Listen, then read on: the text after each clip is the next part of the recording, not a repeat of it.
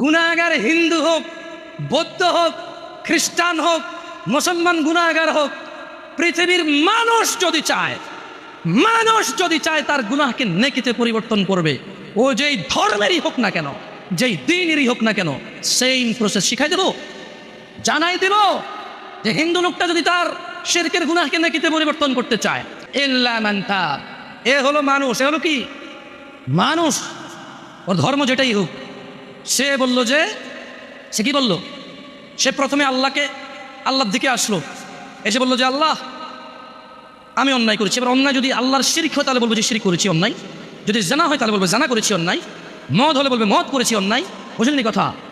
আল্লাহর কাছে এসে বলবে আল্লাহ শিরক করতাম আর করবো না, মদ খেতাম আর খাবো না, জানা করতাম আর করবো না, এই ধরনের যে কোনো অন্যায় বলবে যে আল্লাহ এটা আর করবো না। তো আল্লাহ বলছে ইল্লা মান তাব, যেটা অন্যায় অপরাধ যেটাই হোক, সেই অপরাধ থেকে সে কি করলো, ফিরে আসলো।